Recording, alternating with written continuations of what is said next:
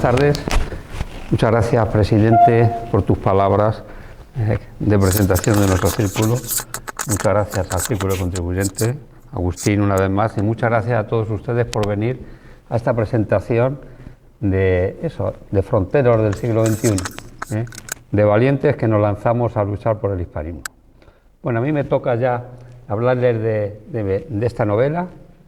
Les diré que la portada siempre me la hace un alcalaíno, que es Pablo Moreno Delgado, es un coronel paracaidista que ahora vive en Sevilla, que es un acuarelista de primer nivel y lo hace con todo mi cariño y yo se lo agradezco. Y además luego en esta novela en el interior ha hecho plumillas, porque como vive en Sevilla, pues ha dado vueltas por la zona esta y sobre escenarios reales, pues se ha inventado cosas de la novela, ¿no? La ha puesto en valor, con lo cual se lo agradezco mucho a mi querido Pablo. Bien, pues vayamos a la novela en sí. Ya les han hecho referencia a mis novelas, la primera trilogía, Leyendas de Infantería, y la segunda que estamos, que es Fronteros. Y les presento hoy Fronteros en la Reconquista. Reconquista, que es un término que se implantó en el siglo XIX. En aquella época era recuperación, no hablaban todavía reconquista, los reyes católicos en aquella época. Y bueno, pues efectivamente haré una tercera novela de esta trilogía que será en Europa, y como ya me ha tirado de la lengua Alberto Ruiz de Oña, pues seguramente será en el siglo XIX, en la época napoleónica. Yo sobre todo he sido un lector. Toda la vida he sido un gran lector de novela histórica. Yo no soy historiador. He sido lector de novela histórica y recuerdo cuando era un joven oficial en los jeeps, cuando íbamos de maniobras, iba leyendo, incluso en la tienda antes de acostarme, una página casi me atrevía a leer, ¿no? Con una vela o la linterna y tal. Y cuando ya acabé mi vida activa dije, bueno, me voy a hacer escritor. Hice unos cursillos y tal y me impuse estos 4 principios, que sean amenas. Lo que yo escriba, por favor, que sea ameno, que tenga rigor histórico, que sea sencillo de leer y que no pase de 400 páginas. Y por ahora lo voy consiguiendo. ¿Por qué? Porque creo que eso debe ser suficiente, ¿no?, para enganchar al lector, que de hecho es mi cliente. Yo trabajo para ustedes, para el lector, y no quiero que me cambien por una serie de televisión, quiero que lean mi novela, ¿no? Y en esa estamos, en buscar amenidad y rigor histórico, y sobre todo escrito con sencillez y no muy voluminoso. ¿Y cómo hago la novela histórica? Pues miren, ahí tienen cómo se hace una alfombra. Pues es muy parecido. Ahí en el pico superior izquierdo ven cómo se hace, y está la urdimbre y la trama. La urdimbre son esos cordones azules que vienen a representar la historia. La urdimbre es sagrada, no se puede cambiar en la novela histórica. Hay varias ramas o varias versiones de cómo hay que escribir la novela histórica, y yo soy de los puristas. La novela histórica es sagrada, que se respete la historia al por mayor. Y ese rigor histórico tiene que estar basado en fuentes creíbles. Y yo siempre me baso, o procuro basarme, en tesis doctorales que hayan pasado por la universidad. ¿Por qué? Porque tiene el márchamo del rigor histórico de haber sido avalado por una universidad. Bueno, pues ahí tienen la urdimbre. ¿Y cómo se hace la trama? Pues con los personajes. Entonces, igual que se hace esa alfombra, pues se hace una novela. La urdimbre, la historia, la trama, los personajes, y al final pues sale ese bonito diseño que tienen abajo a la derecha, en el que se van viendo cómo vas pasando diferentes secuencias sucesivas por todo lo que es la historia. Lo podrás dar la vuelta para arriba, para atrás, pero al final eso es novela histórica. Pues le voy a hablar de la historia, y si no leen la novela, por lo menos le voy a recordar este bonito pasaje de nuestra historia, porque realmente es importante. Bueno, ahí tienen el reino nazarí. Como saben, el reino nazarí venía a ser las provincias de Granada, Almería y Málaga actuales. Tenía unos 30.000 kilómetros cuadrados y vivían 500.000 habitantes. Ven ahí, en el reino de Castilla, que es el que está en la parte de arriba, y una zona amarilla que era la frontera. La frontera era donde se iban asentando colonos castellanos que iban bajando, y era una tierra de nadie, era tierra de fronteros. Ahí combatían unos y otros, los castellanos para implantar la seguridad suficiente para que se asentasen castellanos o aragoneses de otras partes de la península, y los nazaríes lo contrario, obviamente, para no dejarse vencer ese territorio. Este reino nazarí tenía una dinastía realmente muy antigua, de 200 y pico años, que era tributaria precisamente de Castilla, es decir, pagaba impuestos a Castilla los nazaríes para tener paz. Desde la toma de Jaén por el rey Fernando III era tributario de Castilla. Y realmente era un reino tremendamente rico, así hay que reconocerlo. Pues miren ustedes, en agricultura, la zona central, La Vega, era un auténtico paraíso. Estos nazaríes son los que inventan la horticultura, los productos de la huerta, el regadío, la fruticultura, los árboles frutales los empiezan a tratar de diferente manera. No solo en el tema agrícola son importantes, ellos impulsan mucho la avicultura, las aves, los huevos, las gallinas, etcétera, son casi pioneros en el mundo del cultivo de la avicultura. Y luego en la industria eran los mayores productores de seda del mundo. Los telares de seda eran impresionantes. La Vega de Granada estaba lleno de árboles de moreras, como saben era el alimento del gusano de seda. Los que somos mayores todos hemos tenido gusanos de seda y nos acordamos de aquello. Bueno, pues todo estaba lleno de gusanos de seda y de ahí sacaban la mejor seda. Precisamente era la seda nazarí, mejor que la de Damasco. Y luego, por supuesto, eran muy avanzados en la construcción, solo hay que ver la Alhambra, en el comercio, en la minería, y tenían grandes intelectuales y avanzados en astronomía, medicina, filosofía y matemáticas. Es decir, era dentro de la península ibérica, sin duda, lo más desarrollado y lo más avanzado, por así decirlo. Castilla era lo contrario, era la tierra dura, la fortaleza, la dureza y eso, el ser castellano. ¿Y cómo empieza aquí la guerra, siendo un país, una nación tributaria de Castilla? Pues mire, estos que eran tremendamente ricos, pues llegó un momento que no querían pagar impuestos, porque pagaban impuestos para tener una especie de ejército profesional. Entonces veían, decían, si estamos pagando impuestos a los cristianos, que son a los castellanos, que son los que os pueden atacar, y encima estamos pagando un ejército profesional, una cosa sobra. O no pagamos a los castellanos, o quitamos al ejército profesional que tenemos aquí, ¿no? Y al final, sus órganos, los mesuares, que eran una especie de órganos ejecutivos y legislativos donde pensaban y decidían, hicieron la propuesta al sultán de que querían reducir impuestos, porque pagaban muchos impuestos, y para eso, pues que había que dejar de pagar a los castellanos. Y así fue. Precisamente en el año 1481, ese círculo que tienen ahí en verde, es lo que le dice el embajador cuando va a pagar el impuesto a los reyes de Castilla. Granada no sembrará oro para los cristianos, sino hierro para lanzas y alfanjes. Les está diciendo que se acabó el impuesto, ¿no? Y efectivamente, unos meses después, el día de Nochebuena del año 1481, desde... ¿dónde era? Bueno, pues toman Zahara, saliendo de Ronda, perdón, que no me salía, toman Zahara. Y esto evidentemente ya es, no pagan impuestos y encima atacan, es motivo de guerra.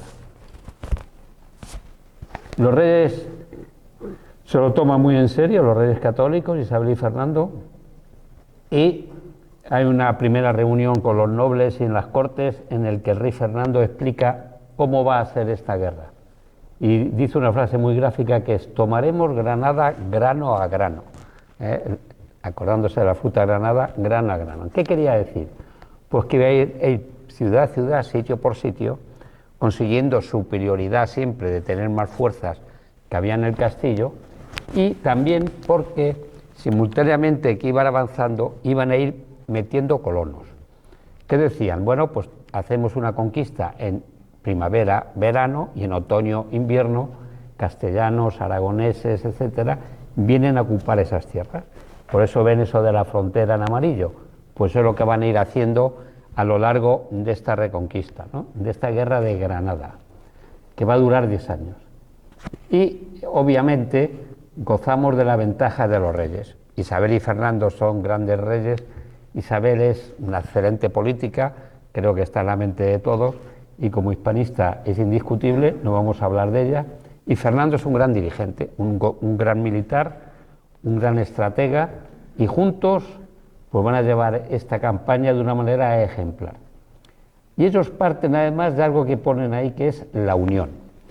Cuando acaba la guerra de sucesión por Castilla, que tiene la reina Isabel con el reino de Portugal, que se acordarán, acaba en el año 79, lo que se encuentran los reyes, la reina Isabel cuando llega a Castilla, es guerras entre los nobles, feudales, hasta tal punto de que se combatían entre ellos, se robaban las tierras, se metían presos, etc. Entonces ellos, una política muy dura contra la nobleza, llegan a conseguir la subordinación de todos y sobre todo la unión, todos detrás de los reyes. Y en esas circunstancias llega la guerra de Granada y da lugar a que nos coja una situación muy buena. Ahí les pongo una frase que no tiene nada que ver, pero tiene todo que ver. Seguramente la conocen todos, esa que habla de tiempos difíciles hacen hombres fuertes hacen tiempos fáciles, etc. Solamente subrayo esas dos estrofas de ese verso. Tiempos difíciles hacen hombres fuertes, eso era Castilla. Tiempos fáciles hacen hombres débiles, eso era el reino nazarí. Y se enfrentan hombres fuertes contra hombres débiles. Y ese es el inicio de esta guerra, que además tiene un problema tremendo porque están divididos. La dinastía nazarí tiene un sultán, Muley Hacén, que tiene un hermano que es el Zagal, que es un gran militar, un guerrero nato, etc. Muley Hacén tiene una mujer, Aisa Lahorra, y rompe con ella y coge a una castellana, Isabel de Solís, que se pone el nombre de Soraya. El repudio de Aisa Lahorra hace que el heredero legítimo, que era su hijo Boabdil, Muhammad XII, el número 12 de esta dinastía, pues se quedase sin la sucesión al trono, ¿no? Y Muley Hacén, que sea el hijo de Soraya que tiene, que luego se llama Juan de Granada, es el nombre cristianizado. Y ahí surge una lucha dentro de la familia nazarí. Por un lado, Aisa Lahorra contra su exmarido y Muley Hacén contra ella y su descendiente Boabdil. Hay épocas en que están los dos sultanes, Muley Hacén y Boabdil, uno en una parte y otro en otra. Y esa división, evidentemente, que es tremendo dentro de una guerra, obviamente, los reyes católicos, que son ágiles y saben ver dónde está la debilidad del enemigo, lo fomentan, ¿no? Haciendo acuerdos con Boabdil, etcétera, etcétera. Ese es el origen de todo y yo creo que es bueno para que tengan una idea clara, ¿no?, de lo que fue esta guerra y lo que ocurrió. ¿Y quién se enfrentaba? Pues miren, ahí estaban los reyes, doña Isabel y don Fernando, auxiliados por una corte y unos contínuos que eran la gente que les auxiliaba, y no había ejército todavía. Existía una cosa que se llamaba la hueste real. La hueste real la formaban una tropa profesional, que eran las capitanías de las guardias del rey, que había 8 y en la guerra suben a 20, las órdenes militares, que era un ejército que pagaba la iglesia, que eran fronteros. Las órdenes militares son precisamente los que iban ocupando ese terreno de frontera, y algo que se crea a lo largo de la guerra, que es la artillería real. Esto aparece nuevo en la guerra de Granada. Eso es, por así decirlo, los fijos, los profesionales con los que disponen los reyes. Y luego, anualmente, hacen algo que en función del presupuesto que consiguen y que les aprueba las cortes castellanas, hacen lo que llaman el acostamiento, es ver qué dinero tienen, con ese dinero se fijan qué objetivos pueden hacer en la guerra y movilizan. Entonces movilizan a los nobles que se apuntan con sus mernadas, con el dinero que les dan los reyes, las hermandades de las ciudades y las milicias concejiles. Todo esto forman esa hueste real, que es una cosa heterogénea, junto con las armadas, porque también movilizan unas armadas para aislar el reino nazarí de otras influencias exteriores. Enfrente, el sultán, auxiliado por un messuar, que era el órgano asesor del reino de los musulmanes siempre, tiene un ejército fijo, que es el yun. Y el yun está formado por abencerrajes, que son los nobles, es una tribu muy especial que viene de la Cora de Raya, Málaga, para que se hagan una idea, y los zegríes, que son bereberes, del norte de África. Eso viene a ser la aristocracia del reino nazarí y los caballeros importantes que están en permanente servicio de su sultán. Y luego tiene unas tropas contratadas, a modo de mercenarios. Los elches, con H o sin H, que eran renegados cristianos, que iban allí porque les pagaban bien y hacían de soldado del sultán.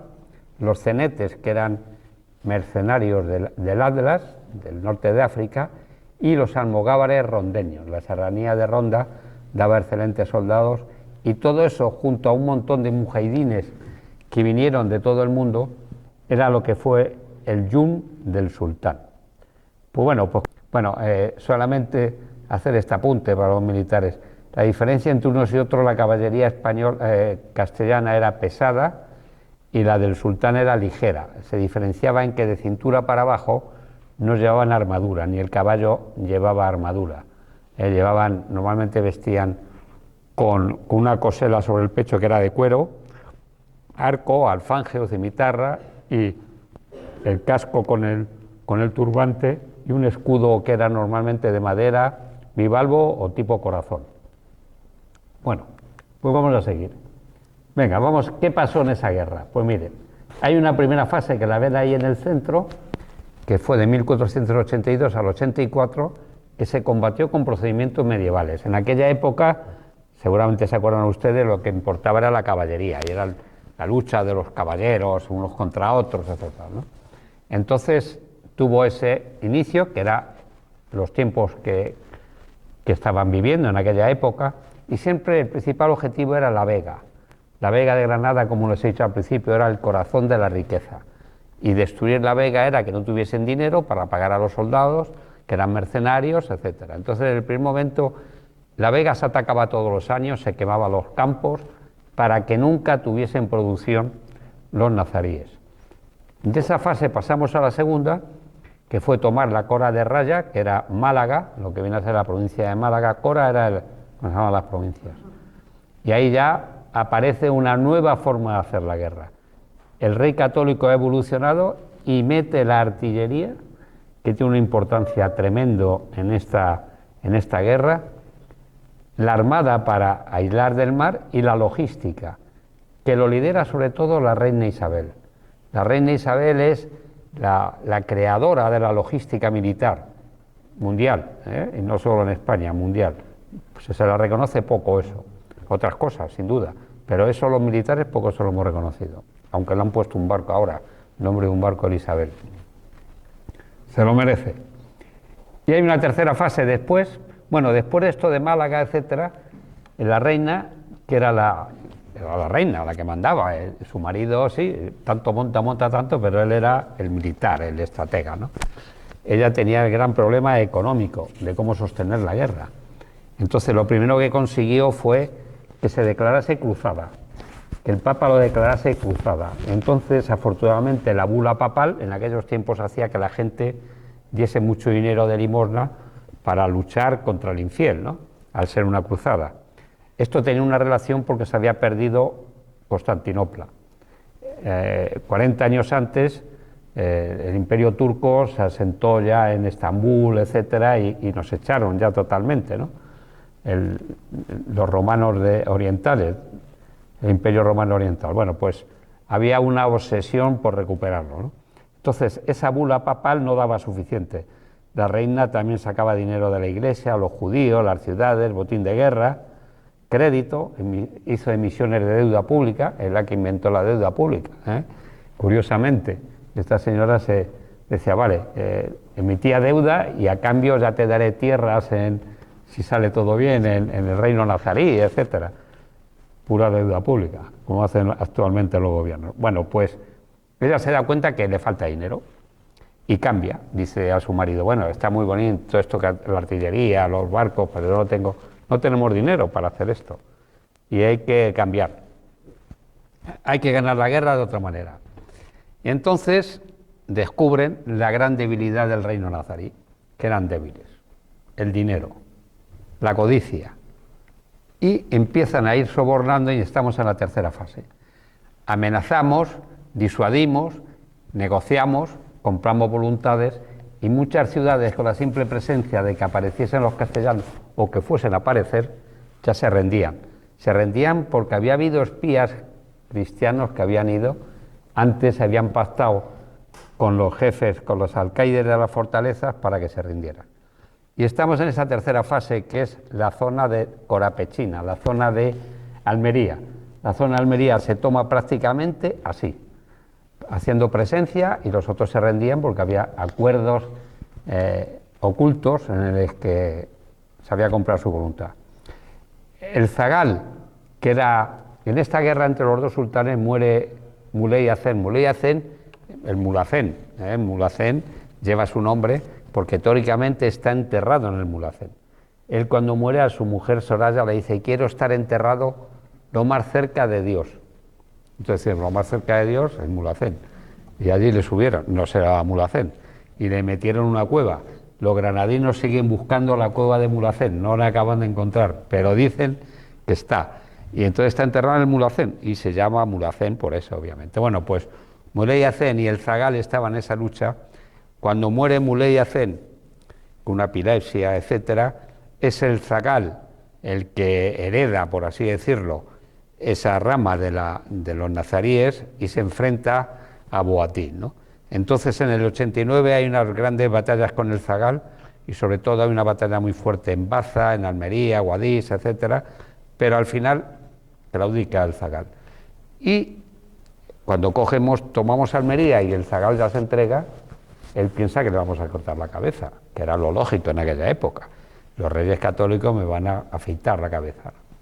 Y todo lo contrario, se reúne el rey Fernando y le dice, no, hombre, no, ¿qué va? Ni mucho menos. Todo lo contrario, te voy a dar 20.000 castellanos.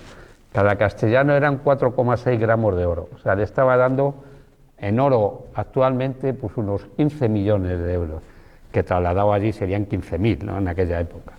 No, te doy a dar, y te voy a dar toda la zona de la Alpujarra, y te voy a hacer, vas a seguir siendo noble, y vas a seguir tal y no sé cuánto. Tú acepta todo, claro. ¿Qué hace con eso el rey católico? Cargarse el liderazgo de este hombre. El zagal era el líder, la esperanza, porque Boabdil era débil, era un intelectual, este era el gran guerrero, y lo que hace, pues eso, la debilidad humana, le pagan y ya pierde todo el prestigio dentro de su gente.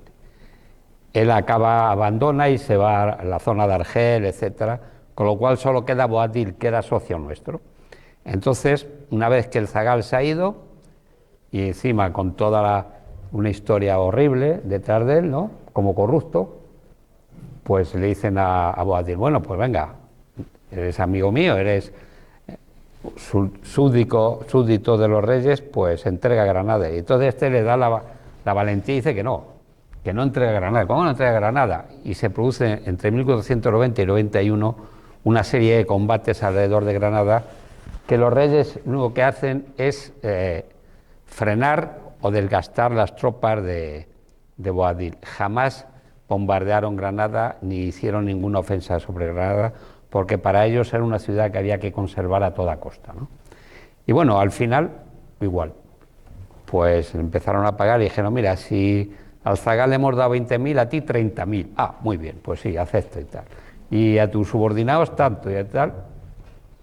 Y se entregó Granada, así tranquilamente. A los granadinos les sorprendió y, como todos saben, un 2 de enero vieron cómo las tropas españolas entraban por Puerta Elvira, castellanas, entraban por Puerta Elvira y nos hacíamos los soberanos del reino nazarí de Granada. Esa es la historia. Vamos a ver los personajes. Toda la novela está hecha alrededor de Gonzalo Fernández de Córdoba. el que luego llama el gran capitán. Aquí no era el gran capitán ni nada, era un chaval, un chico de 18 o 20 años, cuando empieza esta novela y es el origen de su vida.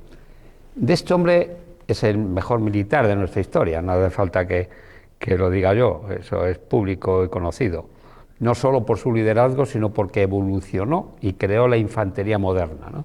Este es un gran innovador militar. Pero este señor, todos sabemos de su gran historia cuando fue a Nápoles, etcétera, y algo de la Reconquista, pero fue un hombre que tuvo una vida muy dura, tremendamente dura, porque de joven se quedó huérfano con 2 años, su padre murió, entonces era el secundón, no era el que iba a ser el heredero de la rama de los Fernández de Córdoba, de esta zona, de Montilla en concreto, y su madre, doña Elvira, le asignó a un ayo. Un ayo era un educador, un señor que le educaba, y fue don Diego de Cárcamo, un cordobés que influyó en su vida de una manera terrible. Y este hombre hizo que Gonzalo Fernández de Córdoba fuese un erudito, un hombre que hablaba árabe perfectamente, que en aquella época era esencial, que hablaba francés, que hablaba italiano, que había estudiado todos los clásicos, que era seguramente de los que más sabían de Julio César y toda la cultura romana, etcétera. Un hombre tremendamente intelectual y preparado. Y a la vez era un hombre con unos grandes dotes de simpatía, de relación, etcétera, y un gran guerrero, un gran militar, ¿no? Porque había nacido, su padre era el frontero mayor de Castilla, había nacido de frontero, y ya con 14 años, ya entraba en las racias de frontera, porque en la frontera estaban pegándose todo el día, ¿no? Él ya con 14 años era un soldado más, ¿no?, que combatía y tal. Bueno, pues es un hombre, y que luego está preso, porque en esa guerra de feudales, un primo suyo, otro González Fernández de Córdoba, le coge preso 3 años por litigios de tierras con su hermano mayor, en fin, es un hombre que tiene una vida muy dura. Pero el quid de esto es que don Diego de Cárcamo, que confía en él ciegamente, llega un momento que le dice: tienes que tener cuadrilleros. Los cuadrilleros eran como la cuadrilla de los toreros, eran aquellos que acompañaban al matador, ¿no?, y gente que acompañaba a un señor importante. Él veía ya que Gonzalo Fernández de Córdoba podía ser un hombre preeminente en la historia y dijo que tenía que formar cuadrilleros. Los cuadrilleros aparecen en las cántigas de Alfonso X el Sabio, y hace un capítulo muy claro de los cuadrilleros, para qué sirven, lo que tienen que hacer, y los señores cómo tienen que servir de ellos. Bueno, pues estos cuadrilleros vienen a ser los líderes de la novela, son los personajes con los que voy a ir tejiendo la alfombra, y son 4 cuadrilleros que van a estar a su lado durante toda la novela y la vamos a ir viendo. Y los coge de jóvenes, entonces vamos a ver su crecimiento, cómo se forman, cómo participan en la guerra, sus relaciones, sus familias, etcétera, etcétera. Y aparte de esos personajes de ficción están los históricos. Obviamente los reyes aparecen en momentos claves de la novela. Boabdil, Aísa Lahorra, que es un personaje terrible, que realmente es una mujer cruel y mala como nadie. Es fácil de novelar porque dice todo lo malo era lo que hacía Aísa Lahorra. Muley Hacén, el Zagal, los personajes cristianos, los nobles, los musulmanes, etcétera. Todos esos son los personajes que van a tejer la alfombra de la novela. ¿Y cómo se estructura? Bueno, la novela nace en 1471, corrijo a mi querido amigo Alberto, son 20 años de novela, 10 antes de la guerra, que empieza en 1482, que es la frontera. Y vemos cómo van evolucionando esta gente, cómo funciona la frontera, cómo viven, etcétera. Luego ya es la guerra, segunda parte, y la tercera parte se centra sobre todo en Granada y los entresijos del final de la guerra. ¿Y qué van a encontrar ahí? Pues mire, en la primera parte es el canto a la familia, a la amistad, a la lealtad, a la formación de estos chicos, cómo se están formando, al esfuerzo, y luego la personalidad de don Gonzalo Fernández de Córdoba, ¿no?, su resignación cuando está preso, que muere su mujer, bueno, su hijo muere otra vez, bueno, horrible, tiene un presidio tremendo con una integridad absoluta, la tenacidad, la ilusión, una gran pasión, es un hombre pasional y una fuerza tremenda. En la guerra pues se ven los típicos aspectos de la guerra, el valor fundamental de un militar, la destreza, el equipo, la pericia táctica, la estrategia, la innovación que va haciendo el gran capitán, que va haciendo don Gonzalo Fernández de Córdoba, que dará lugar luego al nacimiento de la infantería moderna, el amor, etcétera. Y Granada, pues les cuento eso, ¿no? Cómo se hace la negociación, el esfuerzo que hacen los reyes, la generosidad en todo momento. Fueron tremendamente generosos con los vencidos, tremendamente. Fíjense, cuando tomaban a un pueblo, el que quería cogía sus bienes y se iba. No mataban a nadie. Y tenía la opción de ser morisco, que era adoptar la religión cristiana y ser un castellano más, o en vez de morisco, hacerse mozárabe, y es lo mismo, pero lejos de allí. O sea que se podían ir, por ejemplo, en la zona de Aragón y de Valencia, fueron muchos mudéjares, que son los que hicieron las catedrales, todo este estilo mudéjar que hay por ahí, fueron ellos, ¿no? Y el que quería le ponía un barco gratis y se iba a África. Fez, la gran ciudad de Fez, la crearon los nazaríes. Todos los nazaríes que se fueron son los que crearon Fez, ese gran reino y esa gran ciudad, ¿no? Entonces hubo realmente un trato tremendamente generoso por parte de los reyes con estos que iban venciendo, y en contra pues tenían eso, ¿no? La división de los nazaríes, su individualismo y la codicia, mal eterno. La novela se complementa con 3 tipos de anexos: de personaje, les cuento cómo son todos los personajes y qué son, un glosario de términos para que sepan en aquella época lo que era cada cosa, y luego un buen conjunto de láminas y mapas que me hace siempre un buen amigo, que es Gonzalo Rojo. Y con esto he acabado. Si tienen alguna pregunta, estoy a su disposición. Muchas gracias.